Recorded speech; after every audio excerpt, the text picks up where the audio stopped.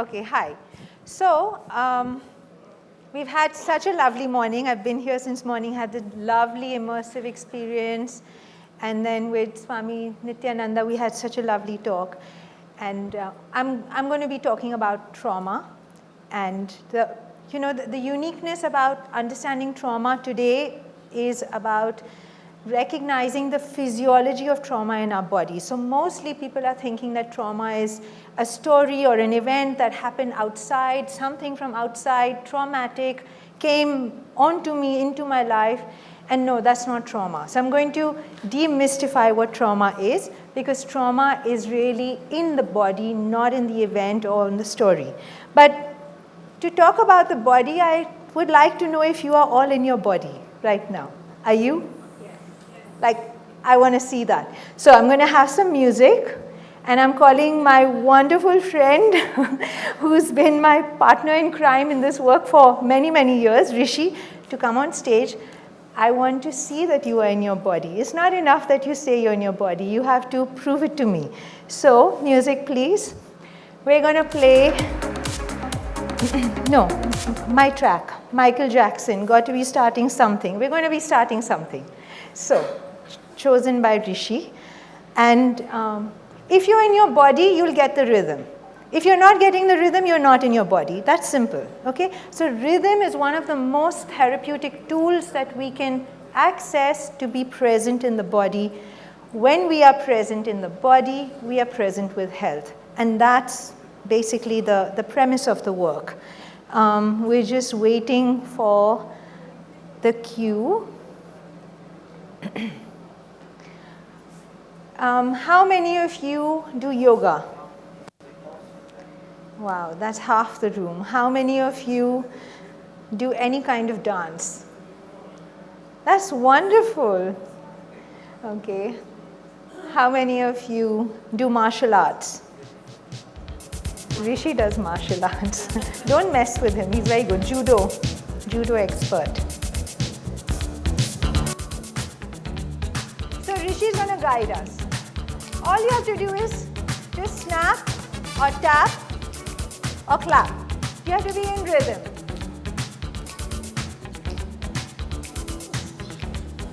Louder. You don't need to cheat and take the slow beat. Take the fast beat.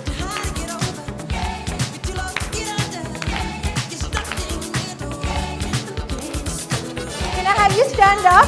Then I know you're in the body. If you can stand and not fall, I know you're in the body. Everyone stand up. I want to hear one beat. Like, everyone's going everywhere. That's not one beat. You're not in your body. Make yourself heard.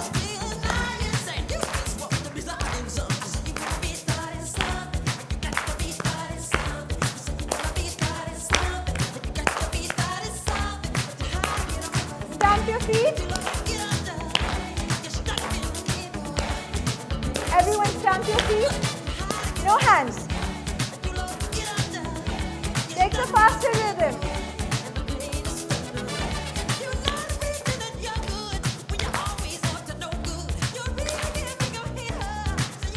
Okay, moving.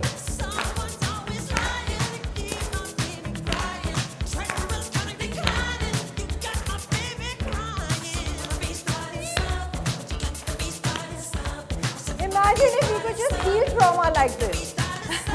Then my talk is over. Just do a little bit of dance and the talk is over. 2 steps back without looking. Back, 2.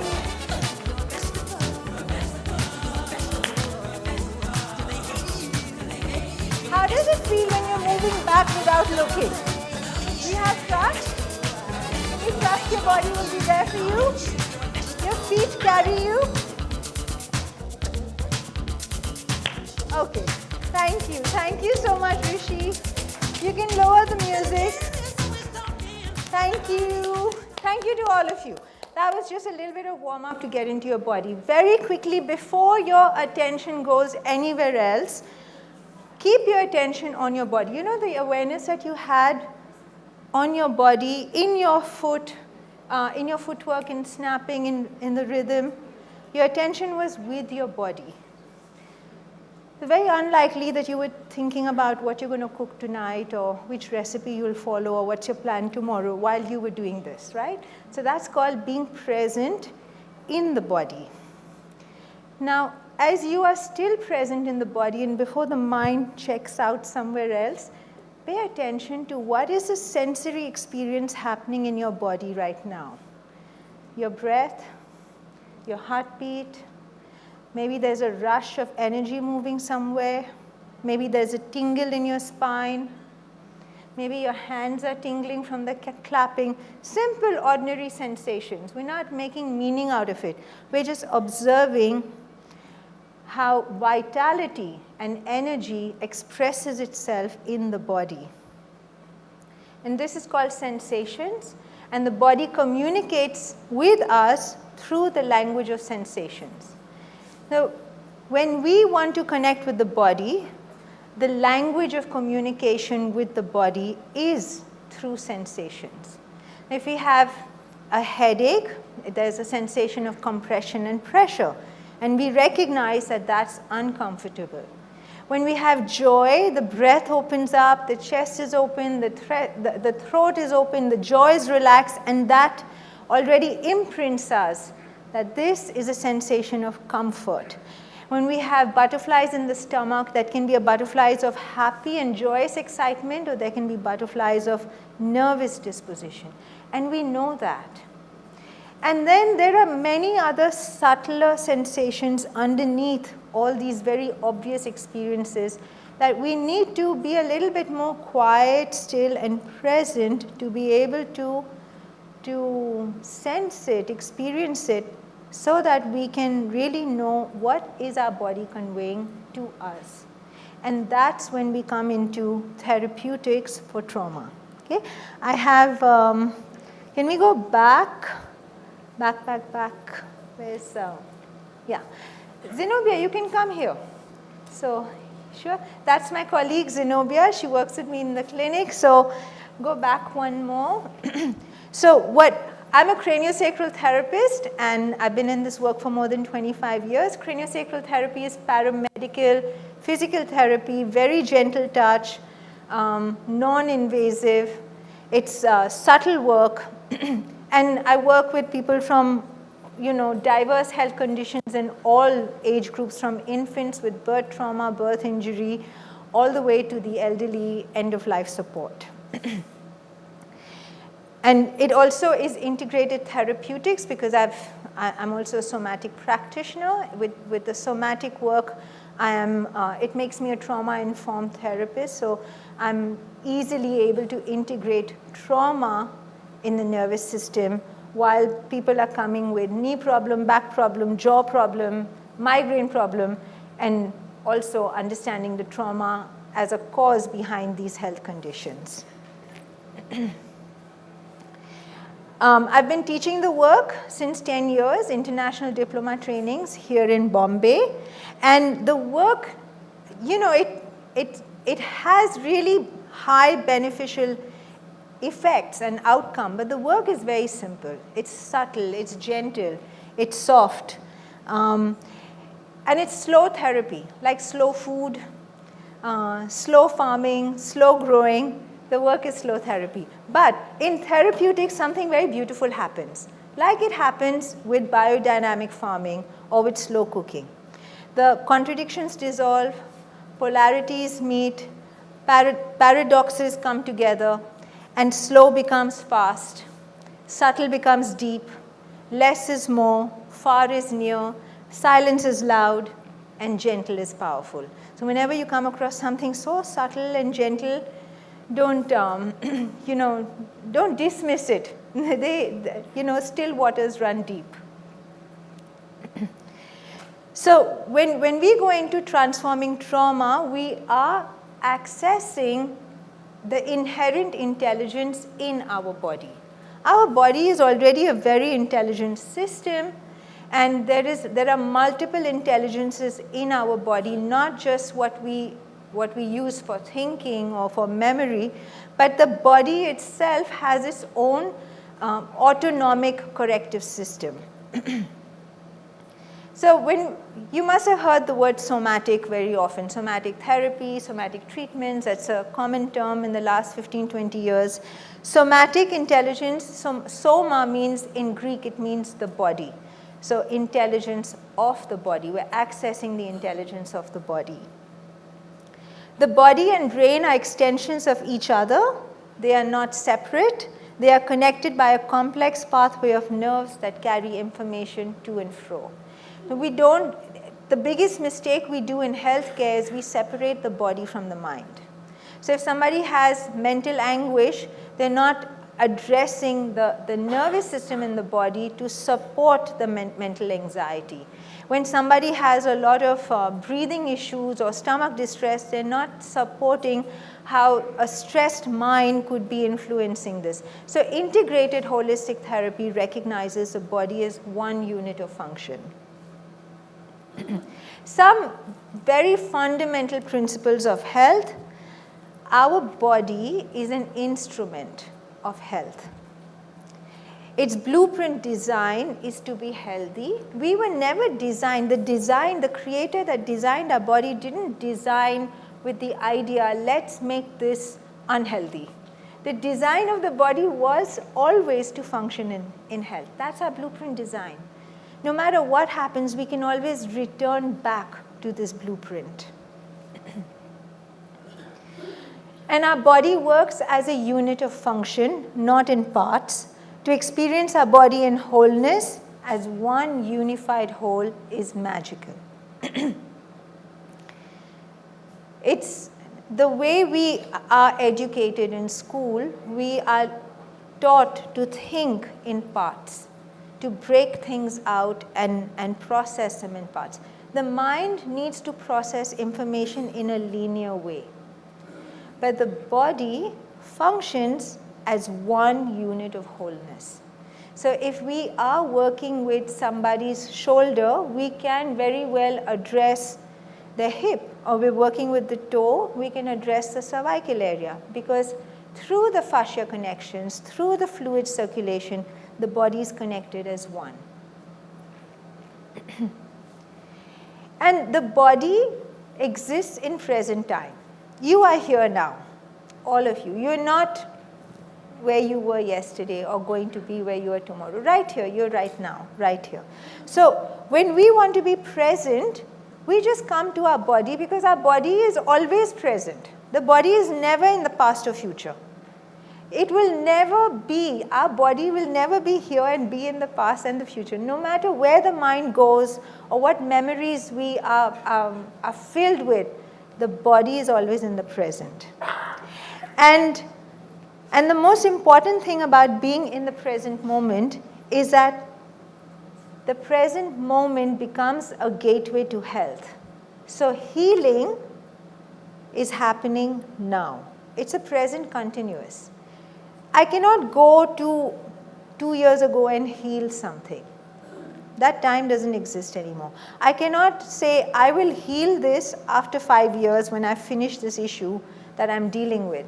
It's not, there's no reality in the past or the future. So healing is happening here, now, and when we want to get into the gateway of health and healing, we just come into our body. So I'm going to do a very short 2-minute experiential exercise and help assist you to tap into the sensory experience of just pure health in your body. Okay? Just find a way that's comfortable for you as you're sitting. Whatever makes you comfortable. You can cross your legs, put your foot up, stretch your legs out, lean on the table. Whatever makes you comfortable for now. And to be present with the body means to go inside the body. Our fastest way to get inside the body is through our breath. Just take a deep breath and let the breath carry your attention inside. And notice how deep your breath goes as you exhale, and then you're ready to inhale again. Once again, you take that, you're taking a little deeper dive inside your body. And every time you inhale, let your attention go deeper inside. And just observe, where does your attention sit? Where does it land? How deep inside does your attention land? Is it on the upper chest? Is it on your respiratory diaphragm? Is it in your belly? Is it in your pelvic and hip area? Just let the invitation constantly be about landing deeper inside myself, so your breath can just sit and get anchored with your attention. When I say go into your body, it's about your attention going inside your body. And even though outside may call your attention here and there, and that's okay, you observe it and hold some attention to go inside.